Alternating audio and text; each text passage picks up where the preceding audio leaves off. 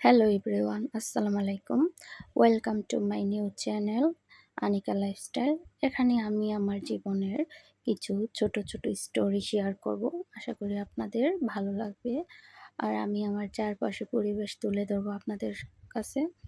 আর আমার প্রতিদিনের কাজ, রান্না-বান্না সবকিছুই শেয়ার করব।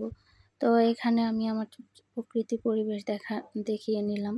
তো এখানে দেখতে পারছেন আমাদের আম গাছে এবার প্রচুর আম এসেছে। তো ভাবতেছি এবার আমের মোরব্বা করব। তো মোরব্বা করার জন্য আমগুলো আমি ১ম এ খোসা ফেলে দিলাম। তারপরে এখন আমগুলো মাঝ বরাবর কেটে নিব। ভিতরে যে আটিটা আছে ওটা ফেলে দেব। তো এইভাবে একে একে করে আমি সেম প্রসেসে আমগুলো কেটে নেব।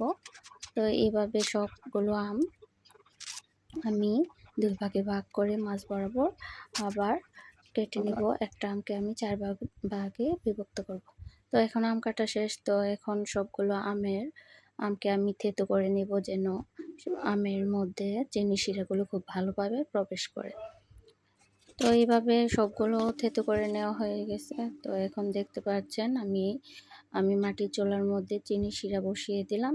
তো চিনি শিরাগুলো শেষ গলে গেল। তো এখন আমি একটা একটা আম দিয়ে দিব। তো এইভাবে আমি সবগুলো আম অতি সাবধানে দিয়ে দিতে হবে। বেশি নাড়াচাড়া করা যাবে না, তাহলে আমের আটি থেকে আমের যে হাঁস আছে সেটা খুলে যেতে পারে। তো এভাবে আমগুলো দিয়ে হালকা করে নেড়ে দেব। তো এখন হালকা একটু জাল দিয়ে দেব। তো এখন জাল প্রায় মোটামুটি হয়ে আসছে, যার জন্য এখন আমি শুকনো মরিচ দিয়ে দিলাম, স্বাদ অনুযায়ী লবণ দিয়ে দিলাম, পাঁচফোড়ন দিয়ে দিলাম। তো এখন এইভাবে ৫-১০ মিনিটের মতো চুলায় জাল দিয়ে দেব, হালকাভাবে নাড়া দিয়ে দেব।